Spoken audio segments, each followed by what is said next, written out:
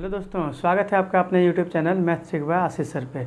तो आइए आज हम लोग अम्ल का दूसरा पार्ट समझते हैं कि उसके बाद हम लोग का क्या क्या बचा रह गया था। तो दोस्तों हम लोग ने पिछले वीडियो में यह सीखा था कि अम्ल स्वाद में खट्टा होता है और अम्ल का क्या क्या गुण होता है। वो सारी चीज़ें हमने क्या किया था, पिछले के वीडियो में डिस्कस कर लिया था। अगर आपने वो वीडियो नहीं देखा होगा तो इस वीडियो के डिस्क्रिप्शन में उस वीडियो का लिंक दे दूँगा और आप वहाँ से जा करके उस वीडियो को देख सकते हैं, या तो हमारे चैनल के वीडियो लिस्ट में जा करके आप उस वीडियो को देख सकते हैं। तो चलिए हम लोग आगे बढ़ते हैं। दोस्तों आज का सबसे पहला टॉपिक रखे थे पीएच स्केल के बारे में। ये पीएच स्केल है क्या? तो पीएच स्केल अम्ल और भस्म इसके मापने का एक गणना करने के लिए एक स्केल बनाया था, उसी को हम लोग क्या कहते हैं, पीएच स्केल कहते हैं। इनकी खोज यानी पीएच स्केल जो बनाया था उसका नाम था सोरेनसन नामक एक विद्वान ने क्या किए थे, पीएच स्केल को बनाए थे। अब ये पीएच स्केल से होगा क्या, देखिए अगर पीएच स्केल में किसी भी चीज़ का अगर दी पीएच मान, उसमें जो संख्या दर्शाया गया है उसमें पीएच मान यदि 7 से कम आ जाए, कितना आ जाए, 7 से कम आ जाए तो वो होता है अम्ल। अगर 7 से ज़्यादा आ जाएगा तो वो होगा भस्म। तो बात रही क्या कि उसमें आखिर अंक रहेगा कितना से कितना तक। तो पीएच स्केल में आपका जो अंक रहेगा वो 0 से लेकर के 14 तक रहेगा, मतलब 0 से स्टार्ट होगा और 14 तक जाएगा। ठीक है, उसके बाद आप लोग समझिएगा कि यदि पीएच मान किसी का 7 से कम आ जाए तो वो अम्ल होगा और 7 से यदि ज़्यादा आ जाए तो वो भस्म होगा। लेकिन यदि 7 पे जाके रुक जाए तो क्या होगा, तो वो न्यूट्रल हो जाएगा, उदासीन, ना वो अम्ल में जाएगा ना वो भस्म में जाएगा। कोई दिक्कत है? चलिए हम लोग आगे बढ़ते हैं। पीएच स्केल आखिर है किस तरह? तो देखिए दोस्तों, पीएच स्केल कुछ इसी प्रकार से रहता है, जो 0 से प्रारंभ होकर के आपका 14 तक जाएगा और बीच में क्या रह जाएगा, 7 रह जाएगा। अगर यदि किसी का पीएच मान 7 पे जाके अटक जाए तो वो उदासीन होगा, लेकिन 7 से यदि कम हो जाए तो वो अम्ल हो जाएगा, और यदि 7 से ई पट्टी हिल जाए तो उसको कहते हैं भस्म। कोई दिक्कत है? 7 से ज़्यादा भस्म, 7 से कम अम्ल। अब देखिएगा, जिस अम्ल का पीएच मान जितना कम रहेगा वो अम्ल उतना ही ज़्यादा प्रबल रहेगा। एग्जाम्पल के तौर पे आप लोग ज़रा बताइए, अगर किसी का पीएच मान 1 है और किसी वस्तु का पीएच मान लेते हैं किसी का पीएच मान आपका कितना हो जाए, 5 हो जाए, तो बताइए पीएच 1 वाला ज़्यादा प्रबल है या पीएच 5 वाला ज़्यादा प्रबल है? तो अभी जैसा कि हमने आपको बताया कि जिस का पीएच मान जितना कम होगा वो अम्ल उतना ही ज़्यादा प्रबल होगा, यानी ज़्यादा सक्षम होगा, ज़्यादा ताकतवर होगा। तो देखिए इसका पीएच मान आपको कितना दिख रहा है, 5, बट इसका पीएच मान आपको कितना दिख रहा है, 1। तो कम 5 है कि कम 1 है? नर्सरी क्लास का बच्चा भी बता देगा कि कम यहाँ पे 1 है, तो जिसका पीएच मान 1 है वो ज़्यादा प्रबल हो जाएगा 5 के तुलना में। ठीक है, अगर यहीं पे आ जाए किसी वस्तु का पीएच मान 0.5 तो कौन सा प्रबल हो जाएगा? तो ये बताइएगा कि 0.5, क्योंकि 0.5 मीन्स आधा, तो 1 का आधा इससे कम हो गया ना, तो वो ज़्यादा प्रबल हो जाएगा। देखिए प्रबलता पहचानने का ना एक और तरीका होता है, जिस अम्ल में कार्बन की मात्रा जितना अधिक रहेगा वो उतना ही दुर्बल होगा, ठीक है ना, यानी उतना कमज़ोर अम्ल होगा। बट जिसमें कार्बन की मात्रा जितना कम होगा वो उतना ताकतवर होगा। एग्जाम्पल में देखिए हम आपको देते हैं एक HCl, दूसरा दे देते हैं H2SO4, तीसरा दे देते हैं CH3COOH, फिर आपको दे देते हैं HF, फिर HNO3।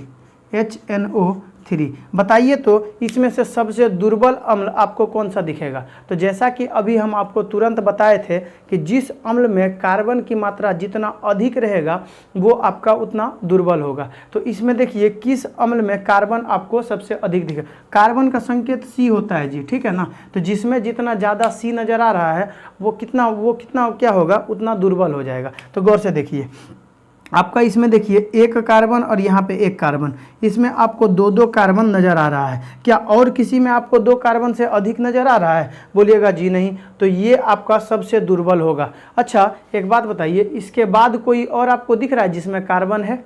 आप यहीं पे फंसिएगा। देखिए गौर से समझिए, आप लोगों को लगता होगा कि हाँ सर हमें तो दिख रहा है इस HCl में यहाँ पे C आपको दिख रहा होगा तो यहाँ पे एक कार्बन होगा। जी नहीं, यही तो मिस्टेक आप करते हैं। ये C ना अलग नहीं है जी। अगर इस C को आप अलग देखिएगा तो L को भी तो आपको अलग लेना पड़ेगा ना, समझ में आ रहा है ना। तो L क्या होता है, कुछ नहीं। तो देखिए उसी तरह से ये टोटल आपका C अलग और L अलग नहीं है, ये दोनों एक के साथ है, जिसको कहते हैं क्लोरीन। क्या कहते हैं, क्लोरीन।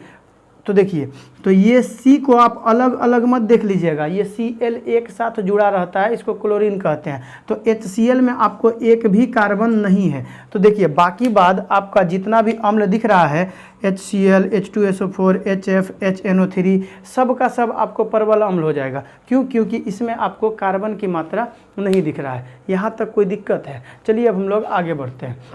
देखिए हम लोग के पेट में यानी आमाशय में HCl नामक एक अम्ल पाया जाता है, हाइड्रोक्लोरिक अम्ल पाया जाता है। इसी के कारण जब हम लोग का अनपचा भोजन रह जाता है और आप जब उल्टी करते हैं तो आपको खट्टा खट्टा फील होता है। वो खट्टा खट्टा किसके कारण लग रहा है? तो आपका ये जो HCl है ना, HCl यही खचड़ा के कारण क्या लग रहा है आपको? खट्टा खट्टा फील हो रहा है। देखिए HCl का रहना भी ज़रूरी है, क्योंकि HCl क्या होता है, कीटाणुनाशक होता है।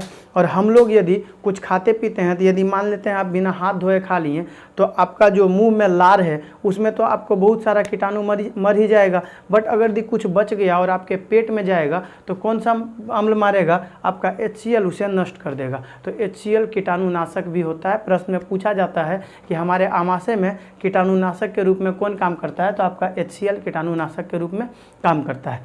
जैसे अब हम लोग थोड़ा सा आगे बढ़ते हैं। देखिए वर्षा का जल ना जी शुद्ध होता है। जो बारिश होती है उस बारिश में आपका जो पानी गिरता है वो क्या होता है? शुद्ध होता है। तो यानी वर्षा का जल शुद्ध होता है तो उसका pH मान 7 होगा, क्योंकि वर्षा का जल उदासीन होगा। तो देखिए वर्षा का जल कितना क्या का pH मान कितना हो जाता है? आपका 7 हो जाएगा। याद रखिएगा, बहुत बार प्रश्न में पूछा जा चुका है। बट अगर यदि बारिश होते समय तो वायुमंडल में बहुत सारे धूल कण क्या होते हैं? उड़ते रहते हैं, विचरण करते रहते हैं। और उस बारिश जब होती है तो उस बारिश के पानी के साथ साथ आपका क्या होता है? वो धूल कण उसमें मिल करके ज़मीन पे आके गिर जाता है। तो उस पानी यानी उस जल का, वर्षा जल का pH मान घट जाता है। और घट करके यदि उसका pH मान 5.5 आ जाए ना तो उसी को हम लोग अम्ल वर्षा कहते हैं। आप लोग सुने होंगे कि अम्ल वर्षा किसे कहते हैं? तो जब वर्षा जल का pH मान 7 से घट करके 5.5 हो जाए तो उसे क्या कहते हैं? अम्ल वर्षा। अम्ल वर्षा अगर यदि होता है तो आपको स्किन में डिजीज यानी खुजली वगैरह हो सकता है, पेड़ पौधे देखिएगा जलने लगता है। तो बहुत सारी हानियां होती है अम्ल वर्षा के कारण। इसीलिए आप लोग के घर में या किसी के भी घर में दादी लोग या दादाजी लोग बोलते हैं कि बारिश का पहला पानी में नहीं नहाना चाहिए, क्योंकि जब बरसात स्टार्ट होती है, बरसात की पहला जब पानी गिरता है तो उस टाइम पर क्या होता है ना, बहुत ज़्यादा धूल कण आपके आसमान में उड़ते रहते हैं। और जब पहले बार बारिश होगी तो वो सारा धूल कण अपने साथ समेट करके ज़मीन पर गिर जाएगी और उसमें बहुत सारा धूल कण की मात्रा मिल जाने के कारण वो क्या होता है? अम्ल वर्षा का रूप ले लेता है। और अगर यदि आप पहली बारिश में नहाइएगा तो आपको खुजली वगैरह हो सकता है। इसलिए हमारे घर वाले क्या करते हैं? मना करते हैं। अब देखिए अगर यदि ये 5.5 हुआ तो इसे तो अम्ल वर्षा कहते हैं। बट गौर से सुनिएगा, अगर यदि जल का pH मान 4 से कम हो जाता है तो हम लोगों के लिए वो क्या बन जाएगा? खतरा बन जाएगा। समझ में आए ना? तो जल का pH मान कभी भी 4 से कम नहीं होना चाहिए। ठीक है, चलिए अब आगे समझिएगा। H2SO4 इसको सल्फ्यूरिक अम्ल भी कहते हैं और ये प्रश्न काफ़ी बार पूछा गया है, इसलिए मैंने इस पर डाल दिया है। H2SO4 यानी सल्फ्यूरिक अम्ल को ना भैया बैटरी अम्ल भी कहते हैं। क्या कहते हैं जी? बैटरी अम्ल कहते हैं। आप लोग जो बैटरी देखते हैं ना घर पे, जो सेल वगैरह आता है उसमें क्या होता है? H2SO4 मिला दिया जाता है।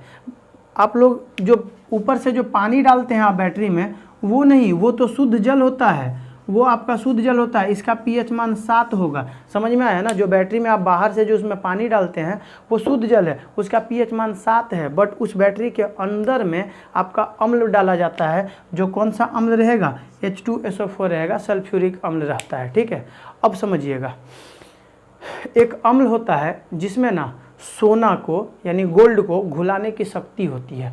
तो उस अम्ल को हम लोग एक्वा रेजिया कहते हैं। दो अम्ल को मिला करके एक्वा रेजिया बनाया जाता है। तो वो दो अम्ल है क्या क्या, तो समझिए आपका एक हो जाएगा HNO3 और दूसरा हो जाएगा HCl। यदि इसे हम लोग 1:3 के अनुपात में मिला देते हैं तो आपका क्या बन जाएगा, एक्वा रेजिया बन जाएगा, ठीक है ना। और इस एक्वा रेजिया में आपका सोना को घुलाने की शक्ति होती है।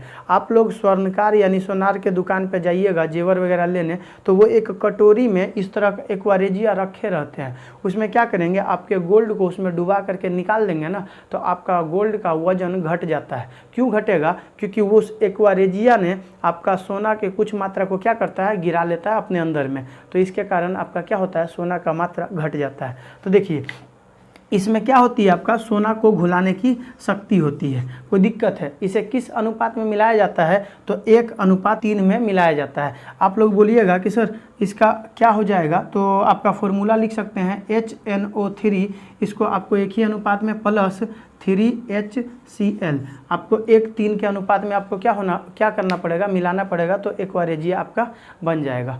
तो दोस्तों आज का सेकेंड पार्ट हम लोग यहीं पे समाप्त करते हैं, और आगे का थर्ड पार्ट में हम आपको कुछ पदार्थ का pH मान दिखा देंगे और उसमें कौन कौन सा अम्ल पाया जाता है ये बताएंगे।